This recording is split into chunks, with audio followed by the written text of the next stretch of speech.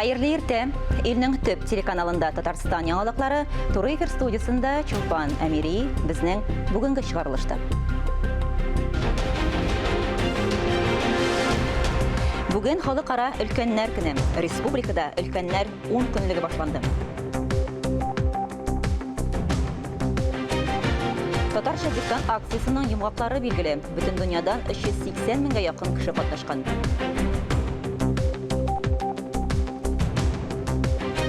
Бүген халыкара музыка көне дә билгеләп үтелә. Атаклы композитор Алмаз Манасыпов турында якты хатирәләр.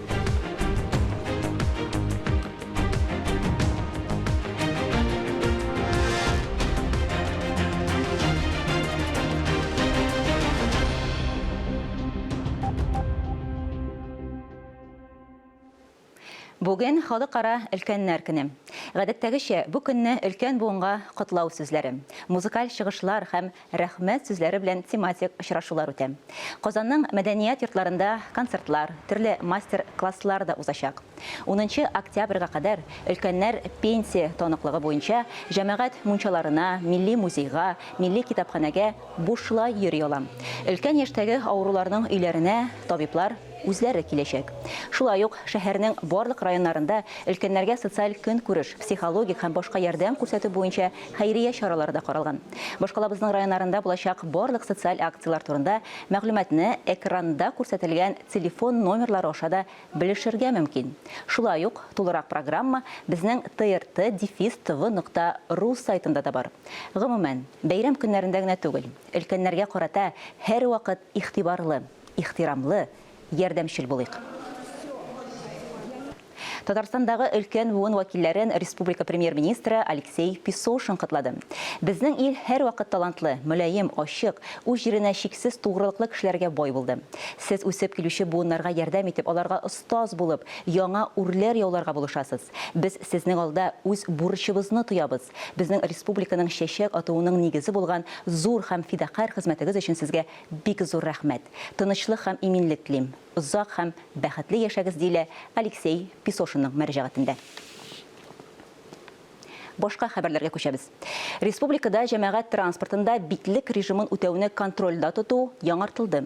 Халыкны уяулыкны югалтмаска өндиләр вирус шигенмәдәле. Шуңа күрә хукук сакчылары рейдларга чыга. Битлекләрне сәүдә үзәкләрендә, җәмәгать транспортында һәм таксида булу-булмавын тикшерәләр. Хукук саклаучылар белән бергә рейдка безнең хәбәрчебез дә чыкты. Здравствуйте, старший лейтенант Исаев, городской ГАИ, документы регистратора. Йөртүчеләрнең гадәти тикшерүдәге хокук, иминиятләштерү, лицензия документларыннан тыш битлекләрнең булуы да мәҗбүри. Шулай ук барлык пассажирларның битлек киюе.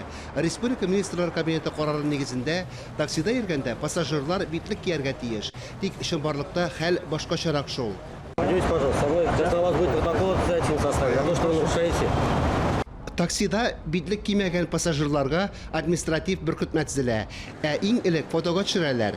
Хукук бозуның документаль дәлиле кирәк. Шәхси йөртүчеләр үзләре чикләүләр турында белә һәм искә төшерә. Тик клиентларны шулай да мәҗбүр итеп булмый диләр. Говорю постоянно, это их личное дело. Вы все равно везете, надели маску, не надели. Ну да, я на работе. Таксистлар пассажирларның санитар чараларын үтәү өчен җаваплы булмаса да, карар аларга да кагыла. Кайбер шоферларга бөркетмә төзелде, кайберләрендә штраф суммасы 10 мең сумнан артып китәргә мөмкин. Таксида битлексез йөрүчеләргә 1 меңнән алып 15 мең сумга кадәр штраф салына. Тик хикмәт штрафта гына түгел, сәламәтлек кадерлерәк булырга тиеш. Сезонлы йогышы авырулар көчәя. Ваемсыз кешеләр әлегә шуны аңлап җиткермиләр. Ханис Мөхәммәтов, Мурат Метшин, Ринат Сахибгәрәев, Татарстан яңалыклары. 1 километрга 2 сум. Мәскәү-Казан түләүле трассасыннан йөрү бәясе якынча шундый булачак.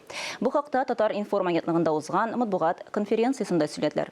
Видео элемтә режимында журналистларның сорауларына Автодор дәүләт компаниясе идарәсе рәисе җавап бирде. Аның сүзләренә караганда, юлның озынлыгы 794 километр тәшкил итәчәк. Төзелеш эшләре 2021 елның 2нче яртысында башланырга тиеш. Барлык эшләрне 24нче елда төгәлләргә ниятлиләр. Әлегә төгәл маршрут юк, вариантлар карала. Башкалабыз Казанда беренче туризм аллеясы барлыкка килде. Петербург урамындагы скверда 30 төп миләш үсентесеннән торган яңа яшел почмак булдырылды. Үсентеләрне утыртуда туризм тармагының 30дан артык вәкиле, ягъни кунакханә, ресторан, туристик компаниялар хезмәткәрләре, экскурсия оештыручылар, шулай ук чит дәүләтләрнең генераль консуллары да катнашты. Үсентеләрне утыртканнан соң туризм аллеясына истәлек тактасы урнаштырылды. Анда үз тамырларын белгән кеше тормышта таяныч сәяхәт иткәндә яшәвен таба дигән сүзләр язылган. Якындагы 5 елда Татарстан башкаласында шул рәвешле 10 мең агач утырту планлаштырыла. Казанның Ярдәм мәчетендә йөрәк белән күр һәм ишет проекты старт алды. Әлеге проект Президент грантлары фонды тарафыннан хупланып 2018 елның иң яхшы 100 проекты исемлегенә кергән иде. 2020 елда проект социаль әһәмияте һәм актуальлыгы белән грант ярдәме алды. Быелгы грант ярдәмгә бер дигән ярдәм булды. Нәкъ шул грант акчасына 15 сентябрьдә мәчеттә курслар башланды. Йөрәк белән күр һәм ишет проектын тәкъдим итүгә багышланган матбугат конференциясендә Татарстан Республикасы Иҗтимагый палатасы рәисе Зилә Вәлиева конкрет проектларны гына түгел, аларны тормышка ашыручы кешеләрне дә билгеләп үтте. Сезнең шундый саваплы хезмәтегез алдында чыннан да зур рәхмәтләремне дә белдерәсем килә. Сезнең үрнәк бүтәннәргә дә шундый югары үрнәк булып торсын. Проект начар күрүчеләр өчен социаль реабилитациягә юнәлдерелгән. Аның кысаларында 6 төркем белем алачак. Аз күрүчеләр, гомумән күрмәүчеләр шундый инвалидларны чакырып, аларга тернәкләндерү программасын тәкъдим итәбез. Курсларда катнашучылар Braille системасы буенча укырга, компьютер грамотасына өйрәнә, психологик тернәкләндерү уза, мәдәни программа һәм экскурсиялар, спорт чаралары, тирә-юнь мөхиттә ориентлашу, юридик ярдәмдә алачак. Мен Башкортстаннан булам, Өфөдән. Мен инде монда килдем беренче тапкыр. Бу центр ярдәм турында белдем. Үземнең иптәшләрдән. Монда Чечен Республикасынан бер җегет булып кайткан. Аның ашайында белдем бу ярдәм турында. Шуның номерын береп звониттым. Четверг звонитканым, понедельник монда килеп тә җиттем. Курслар азагында һәр укучыга 5 китаптан торган Braille шрифты белән бастырылган дәреслек комплекты бирелә. Әлеге курслар 15 октябрьдә тәмамлана. Ләлә Зайнуллина, Ирик Хамидуллин, Татарстан яңалыклары. Безнең телерадио компания Русфон хәйрия җәмгыяте белән берлектә авыру балаларга ярдәм акциясын дәвам итә. Бүген 15 яшьлек Риназ Зарипов тарихы. Табиблар аңа сирәк очрый торган генетик авыру онковисцитоз диагнозын куйган. Риназга кыйммәтле дару препаратлары кирәк. Без гаиләгә бергәләп ярдәм итә алабыз, хөрмәтле телевизор караучылар. Моның өчен 55-42 номерына дети сүзе белән СМС хәбәр җибәрүдә җитә. Бер хәбәрнең бәясе 75 сум. Риназ Зариповка урамда йөрү бәхете гелтәтеми. Ул еш авырый, шуңа урамга да сирәк чыга. Салкын тиеп, йогышлы чир эләктерсә, аның өчен бик куркынычлы.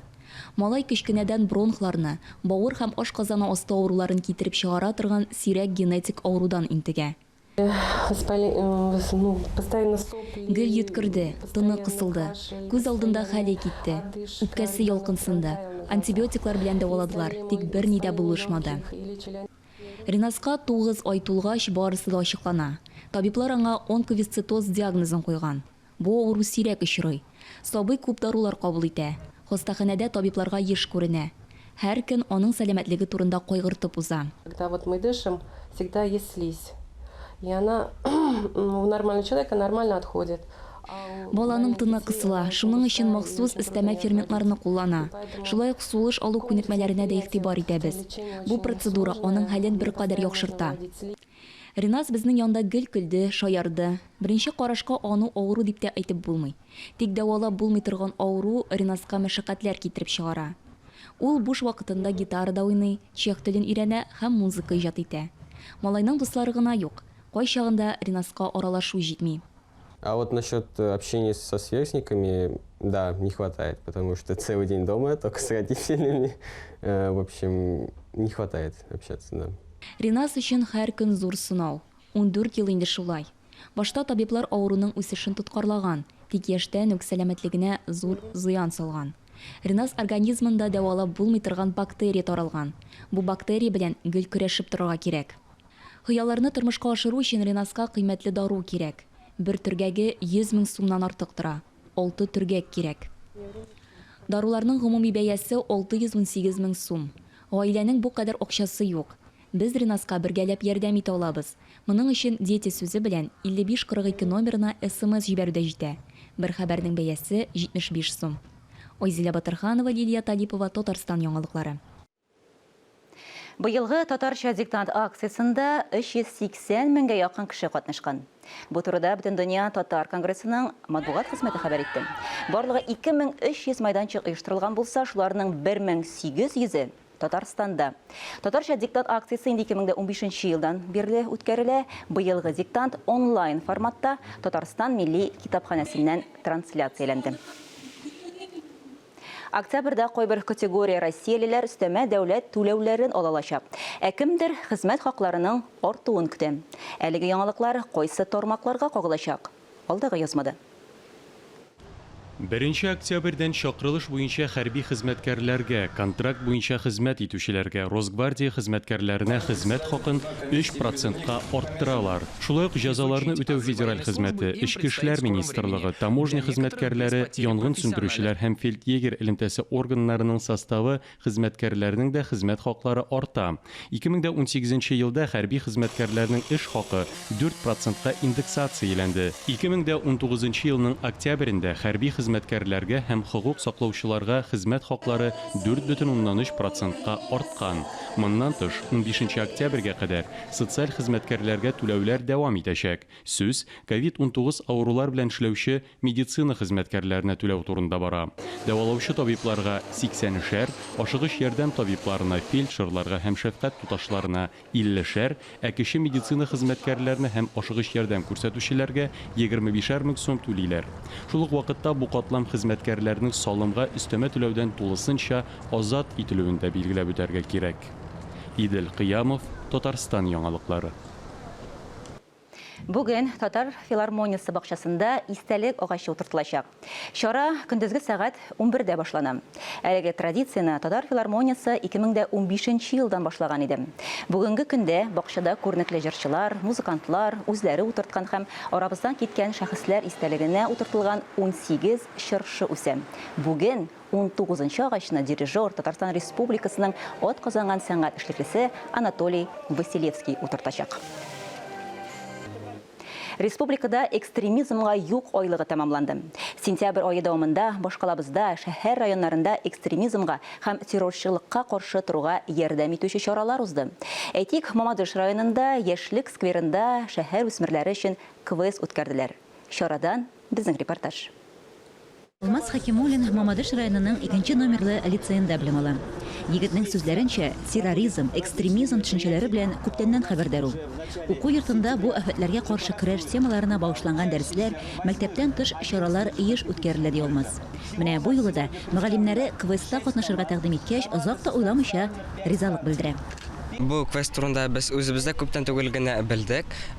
Инде иң беренче бердә эшләгәннән соң аның турында сразу же мин риза биргән идем, чөнки яратам шундый әйберләрне, терроризм, экстремизм инде шундый бик каты сорау, аның белән бороться итәргә дип инде шуңа күрә монда килдем инде рәхәтләнеп риза биреп. Терроризмга каршы квестта шәһәр мәктәпләре укучылары һәм политехника көллияте студентлары катнашты. Әлеге чара сентябрь буе дәвам итүче экстремизмга юк айлыгы кысаларында узды. Чарада 7шәр катнашучы булган 6 команда көч сынашты. Созвали все наши школы городские, также и политехнический колледж участвует у нас. Это Шәһәрдәге барлык мәктәп укучыларын, шулай ук политехника көллияте укучыларын җыйдык. Бу чара терроризмга һәм экстремизмга каршы юнәлдерелде. Оештыручылар командаларга 5 станция тәкъдим итте. Аларның һәр кайсы тематикаларга бүленгән. Беренчесендә экстремизмга юк дип исемләнгән викторина сорауларына җавап бирү. Аерым мәйданчыкта асфальтта рәсем ясау, автомат сүтеп җыю, беренче медицина ярдәме күрсәтү һәм шигырь язу бурычы да куелган иде. Иҗади эшләрнең барысы да терроризмга каршы көрәш темасына багышланды. Район район башлыгы ярдәмчесе Олег Рылов фикеренчә, дөнья күләм афәткә каршы юнәлдерелгән чараларны яңа форматта уздыру күпкә отышлырак. Дети, они лучше воспринимают знания, навыки как бы в игровой форме. Балалар уен формасындагы күнекмәләрне җиңелрәк үзләштерә, үзләрен авыр хәлләр вакытында ничек тотарга, башкаларга медицина ярдәме күрсәтү кирәклеге турында аларга лекция уку кызык түгел. Уен форматындагы чараларны алар тизрәк, яхшырак үзләштерә. Бу аларга кызыклы. Шулпан Әмире, Илнур Юнысов, Фаиш Шайхетдинов, Татарстан яңалыклары, Мамадыш районы. Бүген 1 октябрьдә халыкара музыка көне дә билгеләп үтелә. Гасырлар дәвамында музыка кешеләрне рухландыра, илһамландыра. 20 гасырның иң күренекле композиторларының берсе Алмаз Мунасыйпов татар музыкасының үстерүгә зур өлеш кертте. Аның музыкасын сезгә дә тәкъдим итәбез.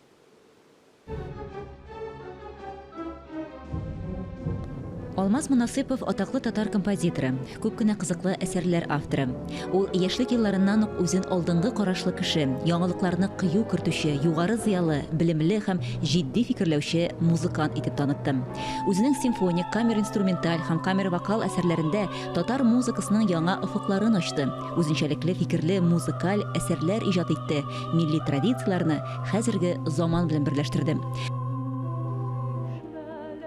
Алмаз Мунасыйпов татар композиторларыннан беренчеләрдән булып, борынгы милли традицияләр үрнәкләре булган бәетләрне, мөнәҗәтләрне, китап киләвен заманча музыкада яңача баетты. Аның Муса Җәлил симфоник поэмасы, Тукай ритмнарында вокаль симфоник поэмасы һәм башка күп кенә әсәрләре татар милли музыкасы классикасы булып танылды. Кадрия Мирсияпова, Шулпан Әмире, Татарстан яңалыклары. Бүгеннән Казан паркларында һәм скверларында фонтаннар эшләүдән туктаячак. Аерым алганда Горький исемендәге һәм Крылья Советов паркларында, Лицкой бакчасында, Горький Әмәт урманында, Кәрим Тинчурин исемендәге скверда, Кабан күле яр буенда һәм Ак чәчәкләр бульварында. Корылмаларда суны чыгару, чистарту һәм кышка әзерлек эшләре алып барыла дип хәбәр итә Казанның парклар һәм скверлар дирекциясенең матбугат хезмәте. Бүген өлкәннәр көне. Республикабызда өлкәннәр 10 көнлеге башланды. Бүгенге актуаль әңгәмәне өлкәннәр сәламәтлеген кайгырту темасына багышлыйбыз. Россия экспертлары илдә COVID-19 коронавирус инфекциясын йоктыручылар саны 2-3 атнадан сын арттырырга мөмкин дип фаразлый. 65 яшьтән өлкәнрәк кешеләр төрле вирусларга тизрәк бирешә. Өстәвенә, көз ул гадәттә салкын тиеп, төрле йогышлы авырулар таралу чорыда. Өлкәннәргә нинди саклык чараларын күрергә? Прививкалар ясатуның нинди файдасы бар? Шушы көн үзәк сорауларга ачыклык кертү өчен без Идел буе федераль округының баш фтизиатры, медицина фәннәре докторы Рауль Шамил улы Вәлиевка берничә сорау белән мөрәҗәгать иттек. Хәерле иртә, Рауль Шамилович. Быелгы сезонлы авыруларның үзенчәлекләре нәрсәдә? Кайсы авыруларның көчәюен фаразларга мөмкин?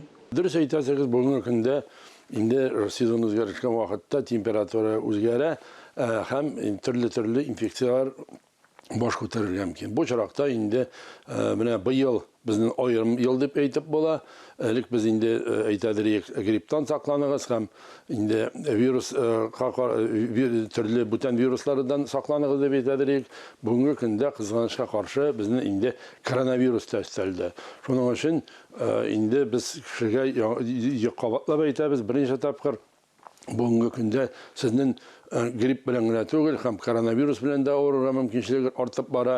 Бердән икенчедән ике инфекция белән бергә дә авыру булырга мөмкин. Шуның өчен инде безнең хөкүмәт шушыны аңлап, һәрбер кешегә тәкъдим итә гриппка каршы вакцинация узарга.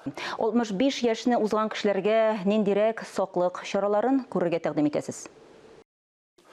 Инде менә бөтен дөнья оешмасы тик торгандагына өлкәннәр көнендә көтмәде. Ул нәрсә өчен? Инде һәрбер хөкүмәт башлыклары бөтен дөнья күләмендә шушы өлкәннәргә игътибар итүне сорый. Нәрсә өчен? Инде өлкәннәр арасында төрле хроник авырулар ешарак очрый.